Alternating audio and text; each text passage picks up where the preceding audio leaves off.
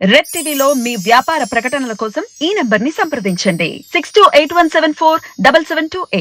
Hi viewers, welcome to our channel. ప్రస్తుతం మనతో పాటు ప్రముఖ పొలిటికల్ అనలిస్ట్ అంకమ్మరావు గారు ఉన్నారు. వారితో ఒకసారి మాట్లాడదాం. సార్ నమస్కారం. సార్ నమస్తే ఆదిత్య. సార్, నిన్న ఈడీ అధికారులు మరి కవిత గారిని అరెస్ట్ చేసుకుని తీసుకువెళ్ళడం మనం చూసాం. అయితే ఇప్పుడు దీనిపైన బీఆర్ఎస్ వాళ్ళు ఏమంటున్నారంటే ఇది కాంగ్రెస్ వాళ్ళు బీజేపీ వాళ్ళు కలిసి ఈ విధంగా చేశారు, ఇది కక్షపూర్తకు అరెస్ట్ అని వాళ్ళు అంటున్నారు.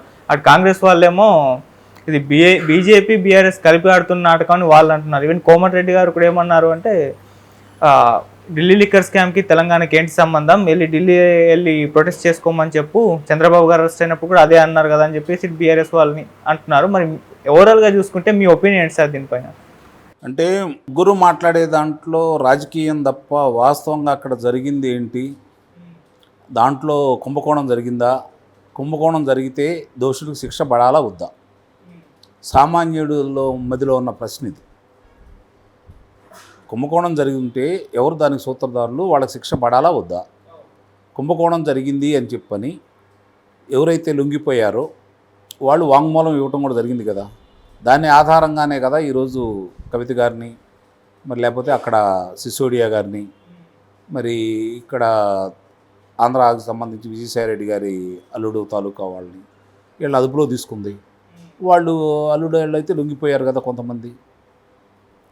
మరి కవిత గారి మనిషి కూడా లొంగిపోతేనే కదా ఈ విషయాలన్నీ బయటకు వచ్చింది. అసలు ఆ విషయాన్ని పక్కన పడేసి ఇప్పుడు రాజకీయ అవసరాలు ఏమున్నాయి దీంట్లో? రాజకీయం గురించి ఎందుకు మాట్లాడుకోవాలి? దోషులను కదా శిక్షించాల్సింది, విచారించాల్సింది న్యాయస్థానాల్లో, లేకపోతే ఆదాయ పన్ను శాఖ వాళ్ళే కదా. వాళ్ళ దాంట్లో తేలుతాయి కదా. దీనికి అంత హడావుడి ఎందుకు, దీనికి అంత గొడవలు ఎందుకు, నాకు ఇప్పుడు కూడా అర్థం కాని విషయం. ఇప్పుడు మీరు అన్నారు కాంగ్రెస్ పార్టీ వాళ్ళు ఇది భారతీయ జనతా పార్టీ బీఆర్ఎస్ ఆడుతున్న నాటకం. మామూలు సహజంగానే గతంలో అదే అభిప్రాయం ఉంది కాబట్టి వాళ్ళు అంటంలో న్యాయం కూడా ఉంది. అలాగే బీఆర్ఎస్ వాళ్ళు ఇది కాంగ్రెస్ పార్టీ భారతీయ జనతా పార్టీ కుట్ర అంటాం మాత్రం కొంచెం హాస్యాస్పదం. ఎందుకంటే వాళ్ళకి బద్ధ వైరం కాబట్టి. సహజంగా ఇక్కడ రాష్ట్రంలో జరిగే పరిణామాలను దృష్టిలో పెట్టుకొని రెండు పార్టీలు కూడా మిమ్మల్ని కబలించడానికి సిద్ధంగా ఉన్నాయి. ఒక పార్టీకి ముగ్గు చూడాల్సిన అవసరమే లేదు. రెండు పార్టీలు కూడా మిమ్మల్ని కబలించడానికి సిద్ధంగా ఉన్నాయి. అటు భారతీయ జనతా పార్టీ కావచ్చు, ఇటు కాంగ్రెస్ పార్టీ కావచ్చు.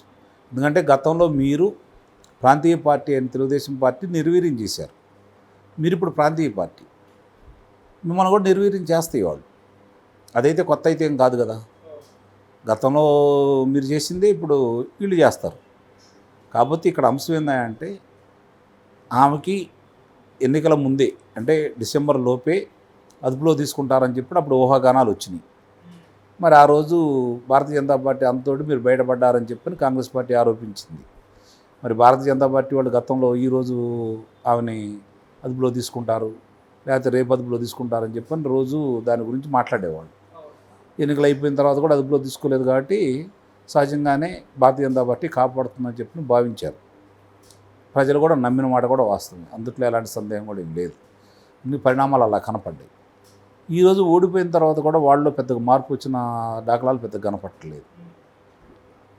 ఇద్దరు మళ్ళీ ఈరోజు కేటీఆర్ గారు చూసుకున్నా, లేకపోతే భారతీయ జనతా పార్టీ వాళ్ళు తీసుకున్నా కూడా వాళ్ళలో ఈ దీని గురించి చర్చ రాజకీయం కోసం తప్ప వాళ్ళు కూడా అవును ఇది న్యాయస్థానాలు లేకపోతే ఆదాయ పన్ను శాఖ వాళ్ళు తెలుస్తారు, వాళ్ళ పరిధిలోకి వెళ్ళింది కదా, రాజకీయం గురించి మాట్లాడటం అనవసరం ఎవరు అంటలేదు కదా.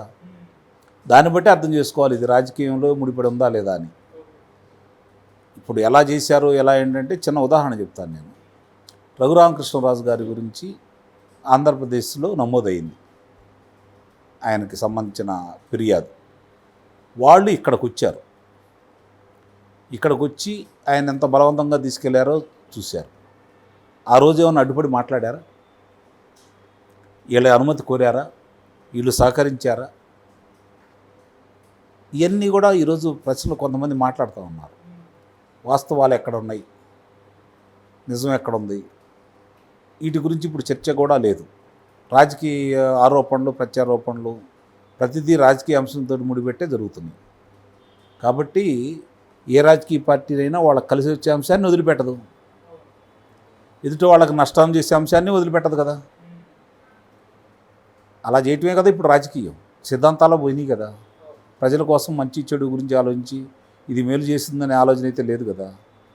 ఇప్పుడు కోమటిరెడ్డి వెంకటరెడ్డి గారు అన్నారు అంటే గతంలో చంద్రబాబు నాయుడు గారి నిర్బంధంలో తీసుకున్నప్పుడు ఆ రోజు అన్నారు కదా, ఆంధ్ర రాష్ట్రంలో వెళ్ళి మీరు ఆందోళన చేసుకోండి, హైదరాబాద్లో ఎందుకని. ఇదే కేటీఆర్ గారు అన్నారు కదా. కాబట్టి ఈరోజు కోమటిరెడ్డి వెంకటరెడ్డి గారు అన్నారు. ఈ పరిగణలో తీసుకోవాలా, ఈరోజు తీసుకోవాల్సిన అవసరం ఉంటుందని అయితే నేను భావిస్తున్నాను. సార్ ఇంతకుముందు అన్నారు అంటే పొలిటికల్ పార్టీలని ఇన్వాల్వ్ చేస్తున్నారు అని చెప్పేసి, అదే బీజేపీ ఉందా బీఆర్ఎస్ ఉందా, అప్పుడంటే ఏ పొలిటీషియన్ అరెస్ట్ అయినా కూడా దీని వెనుక బీజేపీ ఉందని మాత్రం ఆరోపించడం జరుగుతుంది. అంతకుముందు చంద్రబాబు గారు అన్నప్పుడు కూడా, అరెస్ట్ అయినప్పుడు కూడా బీజేపీ జగన్ గారితో కుట్ర పన్ని అరెస్ట్ చేయించిందని చెప్పేసి అన్నారు. ఇప్పుడు కవిత గారిది కూడా సేమ్ అదే రిపీట్ అవుతుంది. అధికారంలో వాళ్ళు ఉన్నారు కాబట్టి, వ్యవస్థలు వాళ్ళ చేతిలో ఉన్నాయి కాబట్టి, ఏ ప్రతిపక్షాలకి అన్యాయం జరిగినా కూడా అది భారతీయ జనతా పార్టీ మీదకి వెళ్ళిద్ది. అందులో అనుమానం అయితే ఏం లేదు కదా. అది గతంలోనూ అంటున్నారు, ఇప్పుడు అంటారు, రేపు కూడా అంటారు. ఒకవేళ రేపు పొద్దున అధికారంలో మళ్ళీ వాళ్ళు వచ్చారనుకోండి, అప్పుడు కూడా ఇలాంటి చర్యలు తీసుకుంటే, ఇప్పుడు వాళ్ళు వచ్చిన తర్వాత ఒకటి మాత్రం నిజం, అధికారంలోకి వాళ్ళు వచ్చిన తర్వాత వాళ్ళ పక్షానికి చెందిన వాళ్ళని ఎక్కడైనా అదుపులో తీసుకొని ఇలాంటి పనులు చేయించారా, ప్రతిపక్షాల మీదే పదే పదే ఎందుకు జరుగుతున్నాయి అనేది ఈరోజు చాలామంది దగ్గర ఉన్నటువంటి అంశం, వాళ్ళకి అనుమానం కూడా. దాన్ని నివృత్తి చేసుకోవాలంటే భారతీయ జనతా పార్టీ కూడా కేంద్రంలో అధికారం ఉన్నవాళ్ళు కొన్ని సమన్వయం పాటించాలి. వాళ్ళ పార్టీలో కాదు, దానికి సంబంధించిన వ్యాపారానికి సంబంధించిన వాళ్ళ వరకు పార్టీలకు అతీతంగా కనుక అదుపులో తీసుకుని విచారణ చేస్తే వాళ్ళ మీద ఉన్నటువంటి అపవాదు తొలగిపోతుంది. అంతవరకు వాళ్ళ మీద అపవాదు అలానే కొనసాగుతుంది. జరిగే పరిణామాలను కూడా మనం కొట్టిపారవేయలేం. సార్ ఎలక్షన్స్ ముందే ఇటువంటి అరెస్టులు జరగడం అనేది అంటే ఎందుకు, మరి ఎలక్షన్స్ పైన ఏమైనా ప్రభావం చూపించే ఛాన్సెస్ ఉంటాయి సార్ ఈ అరెస్టులు? కాంగ్రెస్ వాళ్ళు ఏమంటారంటే భారతీయ జనతా పార్టీ వాళ్ళు బీఆర్ఎస్ని మళ్ళీ బతికించడం కోసం ఇది చేశారని అంటారు. అవును. భారతీయ జనతా పార్టీ వాళ్ళు ఏమంటారంటే చూసారా మేము న్యాయబద్ధంగా వెళ్తున్నామని చెప్పిన వాళ్ళు అంటారు. ఇప్పుడు బీఆర్ఎస్ వాళ్ళు ఏమంటున్నారు, వాళ్ళిద్దరు కలిసి మమ్మల్ని ఇట్లా చేశారని చెప్పిన బీఆర్ఎస్ వాళ్ళు అంటారు. మూడు కూడా రాజకీయ అంశాలతో సంబంధించినవే కదా, ముగ్గురు మాట్లాడేది కూడా. జరిగింది వాస్తవం, ఆమె మీద అభియోగాలు వచ్చినాయి, మా వాళ్ళు తీసుకున్నారు అని చెప్పని ఆదాయ పన్ను శాఖ వాళ్ళు చెబుతున్నారు. దానికి కట్టుబడి జరిగేది ఏదో జరిగింది, చట్టం పంత చినిగిపోతుందని చెప్పి భారతీయ జనతా పార్టీ వాళ్ళు చెప్పాలి. కాంగ్రెస్ వాళ్ళు ఇదే అభియోగం చేస్తారు, బీఆర్ఎస్ వాళ్ళు కూడా అదే విధమైన అభియోగం చేస్తారు కదా, కక్షపూరితంగానే చేశారు, లేకపోతే వాళ్ళిద్దరు కలిసి చేశారని బీఆర్ఎస్ అంటది. కాంగ్రెస్ పార్టీ ఏమో బీఆర్ఎస్ లబ్ధి చేకూర్చడం కోసం, లాభం చేకూర్చడం కోసం ఎన్నికల ముందు ఈ నాటకాలు ఆడారని చెప్పి వాళ్ళు అంటారు. మా కాంగ్రెస్ పార్టీ 10 నుంచి 12, 14 స్థానాలు రాబోతున్నాయి కాబట్టి మా స్థానాలు తగ్గించడం కోసం భారతీయ జనతా పార్టీ బీఆర్ఎస్ వాళ్ళు కలిసి ఈ నాటకం ఆడారని చెప్పని వాళ్ళు నొక్కి ఒక్కానిస్తున్నారు. ఎన్నికలు అయిపోయిన తర్వాత కూడా అదుపులో తీసుకోలేదు కాబట్టి సహజంగానే భారతీయ జనతా పార్టీ కాపాడుతుందని చెప్పి భావించారు. ప్రజలు కూడా నమ్మిన మాట కూడా వాస్తవం, అందుట్లో ఎలాంటి సందేహం కూడా ఏం లేదు. ఇన్ని పరిణామాలు అలా కనపడ్డాయి. ఈరోజు ఓడిపోయిన తర్వాత కూడా వాళ్ళలో పెద్దగా మార్పు వచ్చిన దాఖలాలు పెద్దగా కనపడతాయి.